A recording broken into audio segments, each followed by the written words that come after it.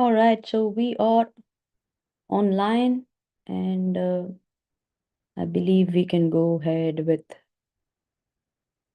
I'm sure I'm audible, visible, just making sure.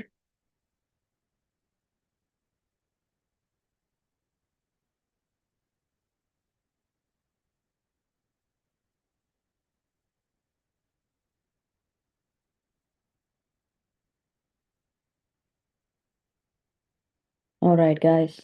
So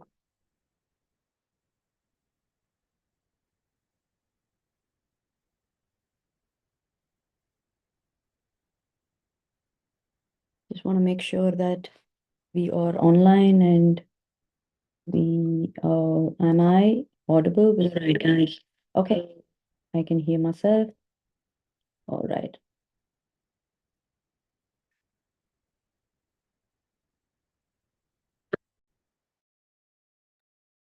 Awesome. All right. So there was a glitch in the previous link. So we are here on the episode number 43 of Unlocking Emotional Mastery. And I welcome you to this particular series dedicated to busy moms. But emotional intelligence or emotional quotient, which is a measure of emotional intelligence, it is not just limited to moms alone. It is needed for dads, it is needed for leaders, it is needed for kids, it is needed for grandparents, it is needed for auntie, relatives, anybody, doctors, engineers, students, anybody needs this because right now we are marching towards mental health as a pandemic, and emotional intelligence is the most highly demanded skill set during this crisis. That being said, this entire series is dedicated to help you boost your emotional intelligence using your left brain, right brain, and midbrain. And in this episode, we are going to see how to bring empathy as in action so that you can use compassion leadership. That is where your emotional processing happens.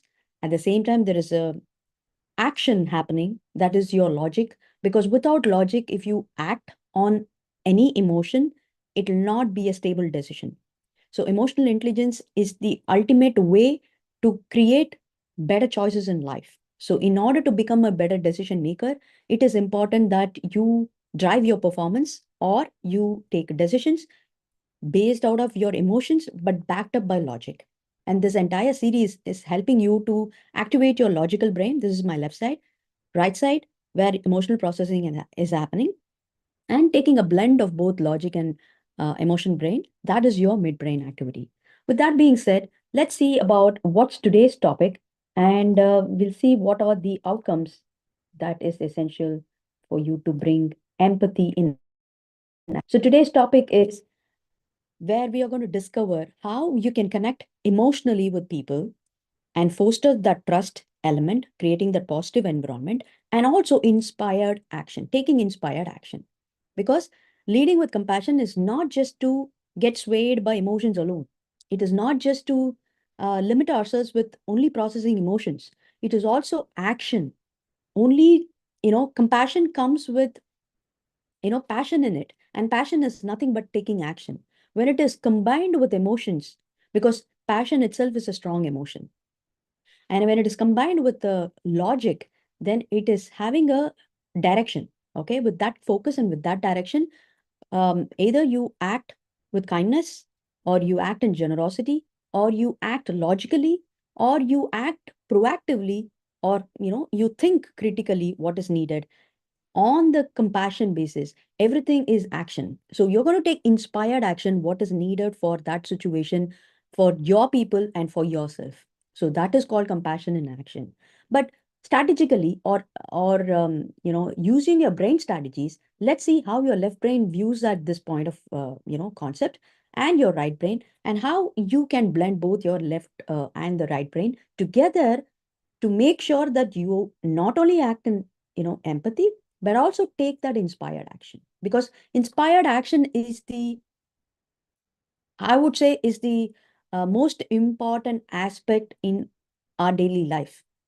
Okay, whether you're working as a work maybe you're in a official setup where an organization can give you that kind of a direction, goals, performance review and all that, putting you in a kind of a structured environment, or you're working with, as a solopreneur or a community leader where you don't have a structure.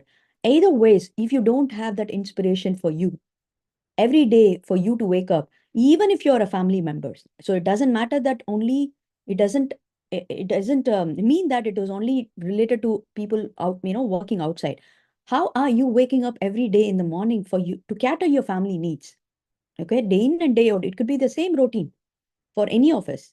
But how inspired are we to go through that everyday life? That is where the differentiation happens. So let's see some strategies as to how to invoke those inspired action in you. So the first thing is you need to understand empathy in leadership. The previous episodes that we have been discussing, we started off with talking about resilience, critical thinking, proactivity, emotional agility, emotional insights. And today we are talking about empathy. In fact, we have done 2, 3 episodes on empathy itself. So if you have not been able to see that, I would highly recommend you to watch the previous episodes and also subscribe to my YouTube channel so that at this point of time, you may be traveling with me throughout. And you will, we are just not halfway through also. We've got another half, the milestone to complete. Imagine if you can walk through with me for 100 episodes. Here and there, if you can get those strategies, at least 1 or 2 strategies, that is going to help you put into action. So you get that inspiration, you get that awareness here, you get inspired, and you immediately put it into action. So that is what is going to come to your rescue when it's needed. And it has to come to you as a daily practice. And hence, the series itself is for 100 days and 100 episodes. Here and there, 1 or 2 days, skipping, and, life takes over and family demands are always there. But if you have this practice of coming and listening to this episode, joining me live, you're actually creating a productive habit. Thereby, you're gaining that awareness and also be able to apply it in within 24 hours. Because all the tools and strategies that I will be discussing, it's very easy to apply. And I will also give you some rewards and tools where you can actually put that into action. Okay. So essentially, what we're going to do is we're going to talk about a definition of a particular skill, and we will go deeper and wider in YouTube Live.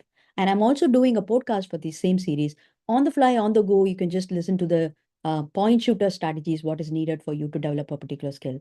But over here, we will pick up a presentation. We will go deeper and dive, wider into angling into different roles also. Because as a mother, as a busy mother, you may be running a full-time family work or outside work. You may be a career oriented. You could be really ambitious outside, in order to juggle with your family demands and your ambitious goals. How are you able to conduct your life on a daily basis? Again, it is not just only related to, even though the series is dedicated to busy moms, it is out there for anybody to learn. And I'm also giving you free resources like this podcast and articles which is coming to you to talk about emotional intelligence challenges. First of all, you need to know what are those challenges. You need to know emotional literacy. You need to be able to find out what is your emotional status every time. And accordingly, you will be able to regulate it. Suppose you don't know what's happening within you. Will you be able to handle your child's tantrums? Will you be able to handle your family pressure? Or if you're working, you don't know what you're feeling, what you are passionate, what your likes and dislikes, what triggers you off. How can you be able to help others? And how will you be able to identify what is the triggers in others? So that emotional literacy is the first thing. Then comes emotional regulation, and then directing all these emotions to a purposeful living. Okay. So that's the secret about emotional intelligence. But for you to conduct yourself in those three zones, you need to have some elements working in you. So those are called brain talents or brain skills. And that is essentially what we are going to be covering in 100 episodes. All right. With that being said, we're going to activate your general definition of this particular skill set in this angle, left brain and right brain, and what is happening to your both brains activities. How can we activate that? So we're going to see the general definition, empathy in leadership. That means it is understanding others' feelings, and it creates supportive work environments. Your left brain approach is using logical observation to understand emotions, applying empathy to structured support and systems. Wherever you are able to apply the systems, wherever you are able to apply the structure, that means you are working on your logical brain. And wherever you are applying emotional processing in terms of, maybe you are able to uh, visualize, okay? any visualizing aspect, or anything to do with creativity, anything to do with innovation, that is all is done it's because you are dealing with goals, you are dealing with people who are dynamic, because not all five fingers are same inside the family itself, right? Similarly, it is important to understand that whatever we go through as left brain and right brain skills, it is needed for any particular, any dynamic career of work. But would you be able to activate both your left brain and right brain together?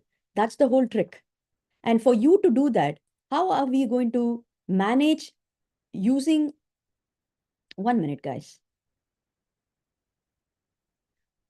And for you to do that, how are we managing left brain and right brain in your daily conversations, in your daily communications, or in order to approach your um, daily goals and align it with the long-term goals is very, very important. So if there is a structure and support systems, that means you're working through your left brain. And if there is an emotional intuition kicking in, that means you're working through your uh, emotional brain.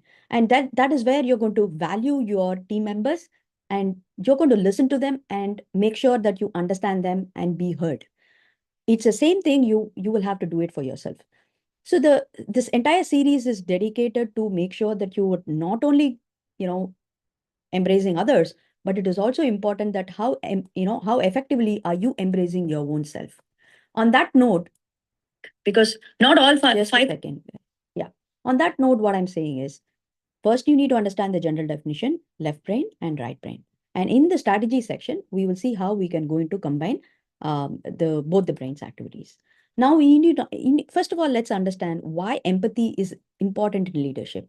If it is not there, what is going to happen? Leaders may react disconnected, throughout in their environments, leading to only disagreements and turnover, employee turnover. But if it is there, what is happening is empathy fosters stronger relationship, promoting collaboration and emotional well-being. So on that note, it is important, highly important, to make sure that we have in any roles, empathy is acting, is active. On that note, benefits of empathetic relationship could be anything.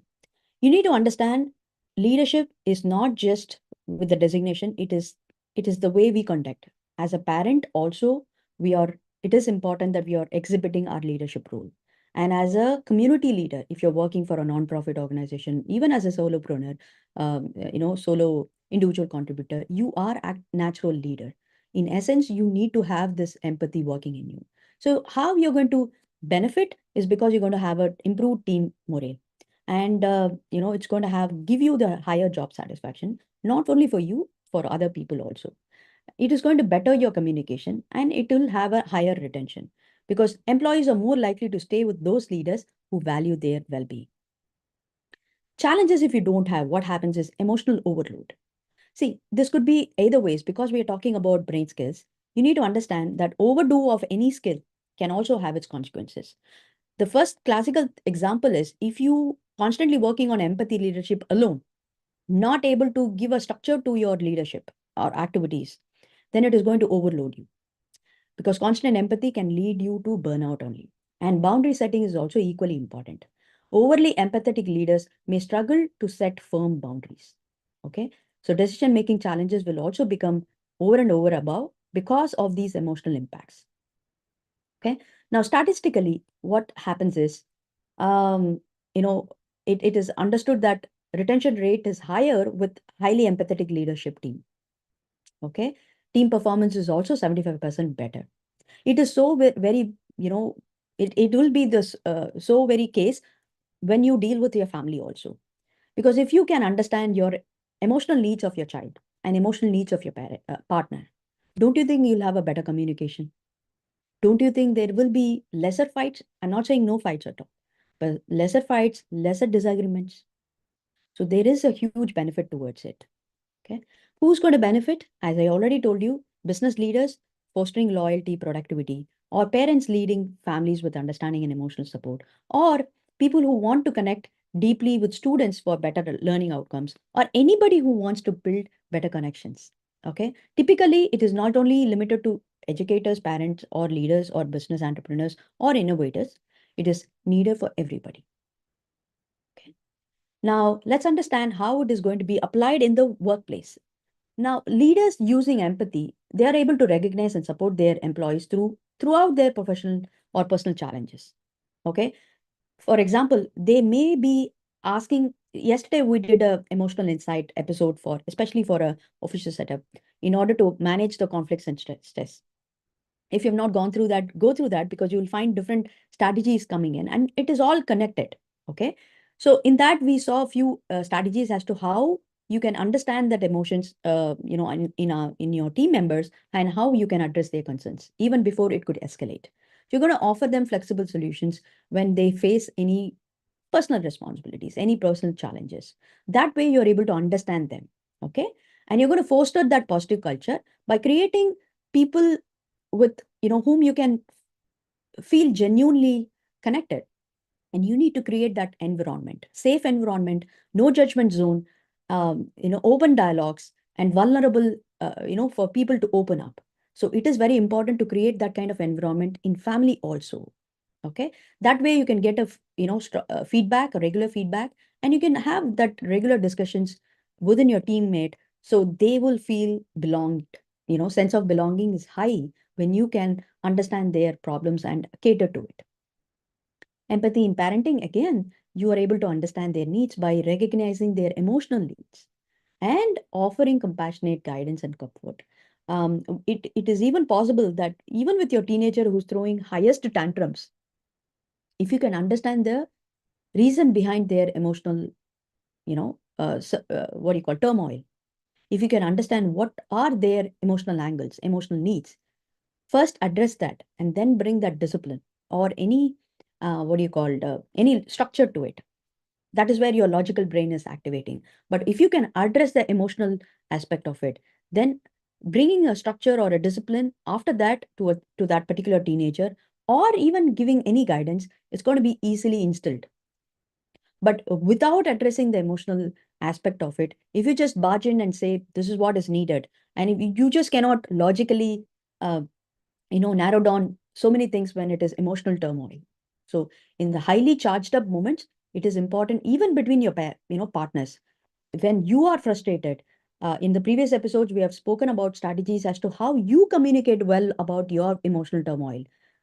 The partner can better be able to understand you and then offer support.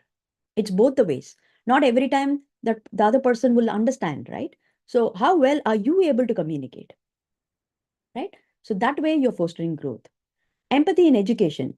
How well are you giving a supportive learning to your students? Suppose if, understand without understanding the emotional needs of that student, a teacher is rendering a particular subject. Maybe that student is not interested in music or arts, anything for that matter. Maybe the brain style of the child is more towards numbers.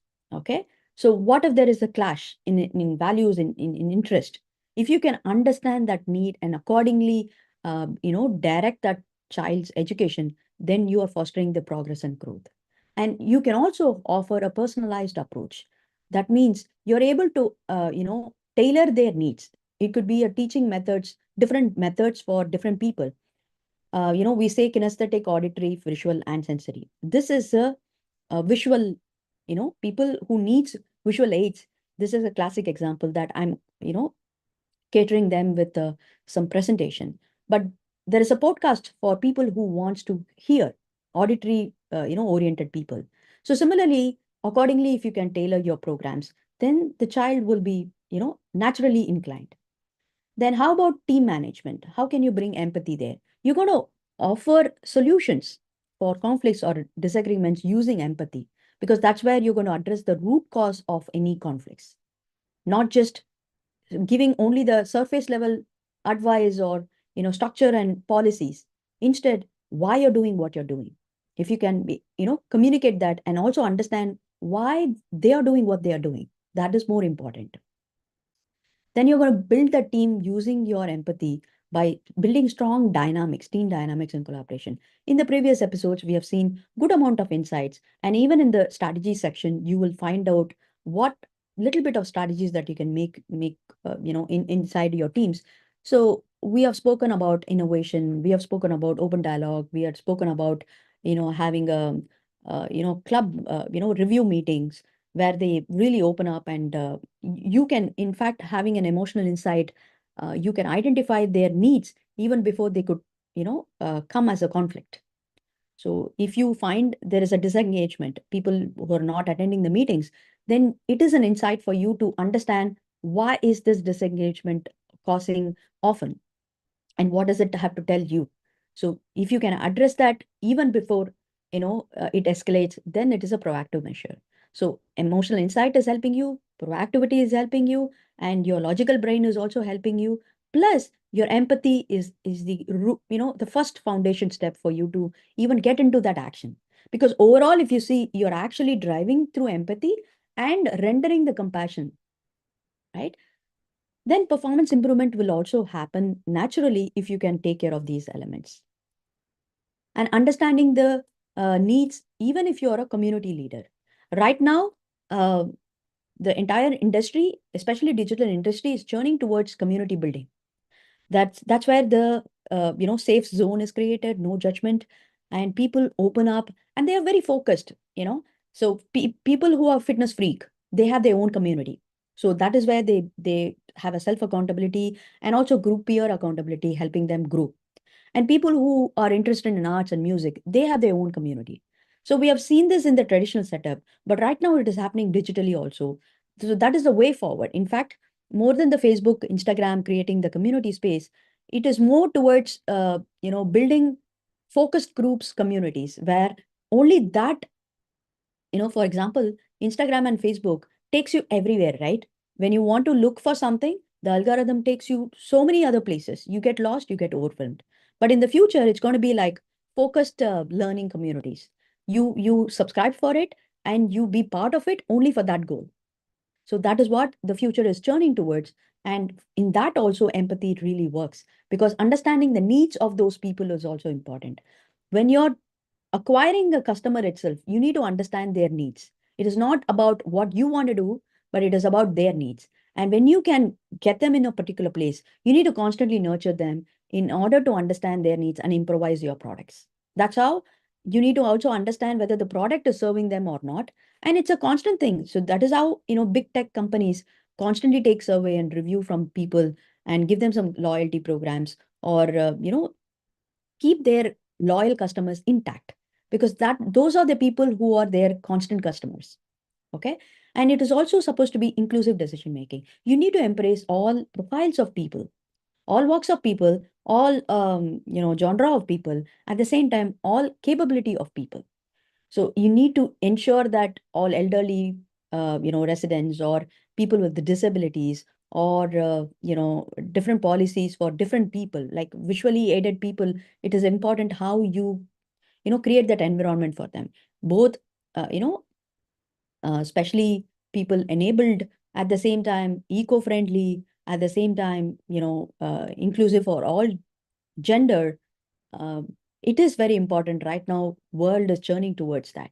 Okay. So your inclusivity also comes mainly because you are having empathy in you. So everything is related. Okay, when we talk about empathy.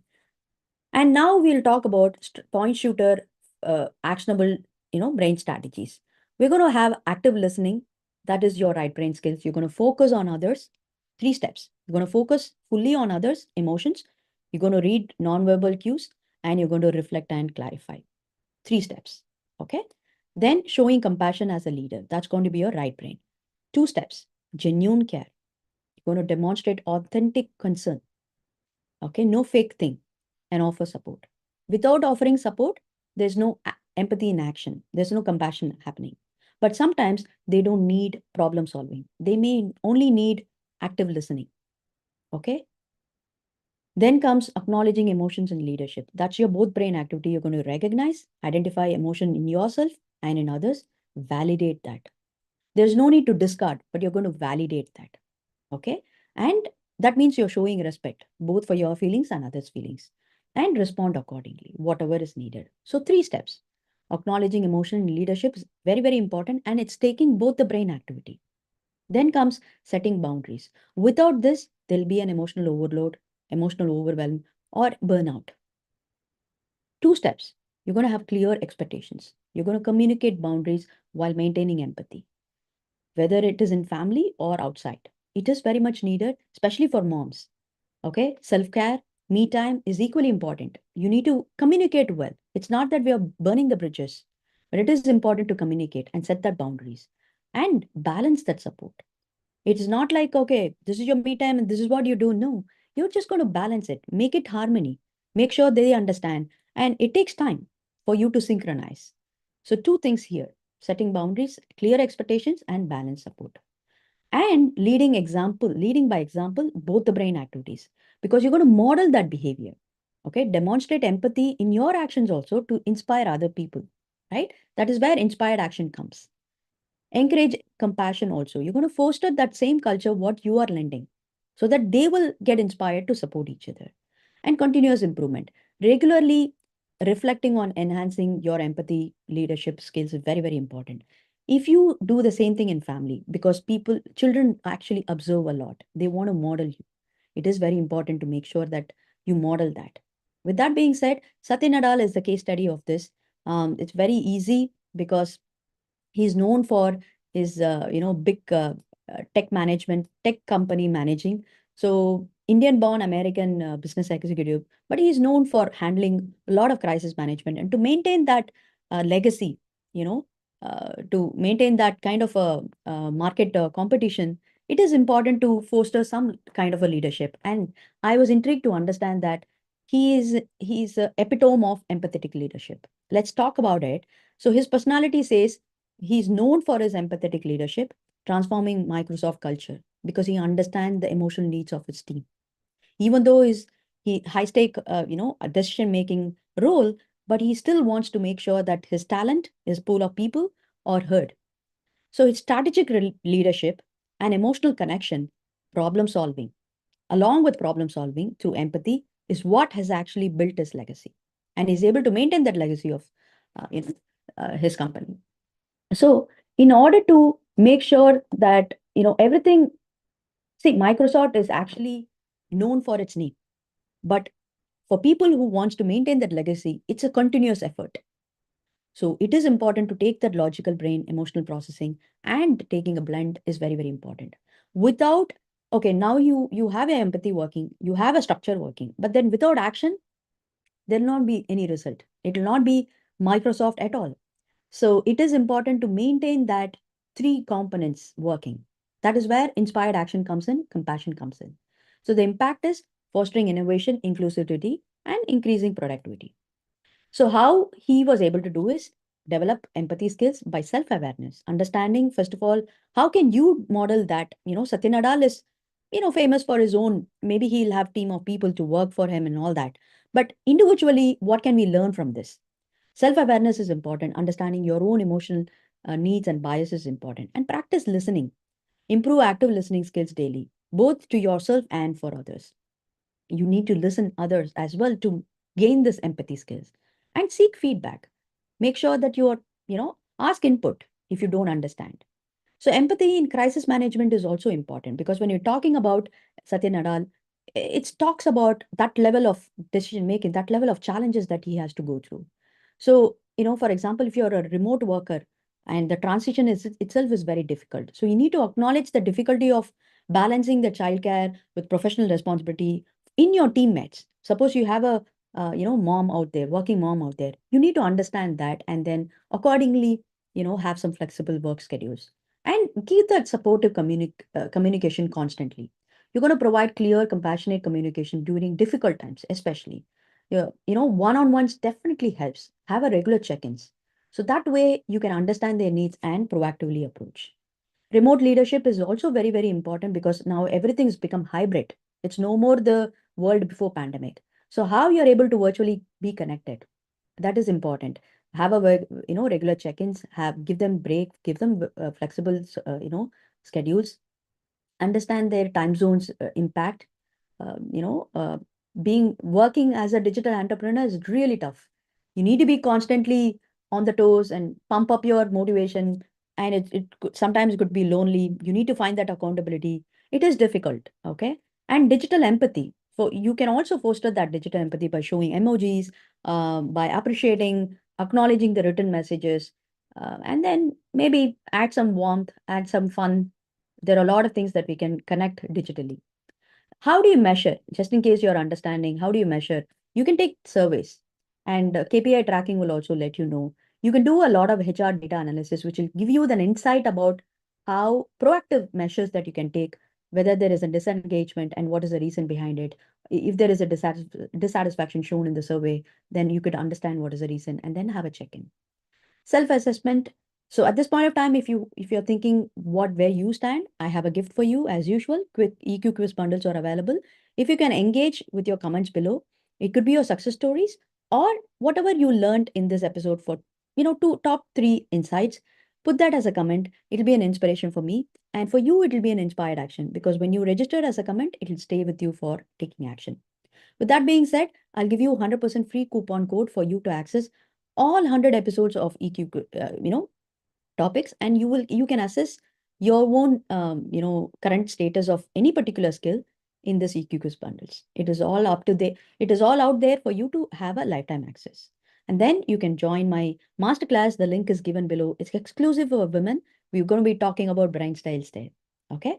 And there are free resources available for you all time, anytime. Subscribe to my YouTube channel. You will get notified whenever there is a video or YouTube live happening.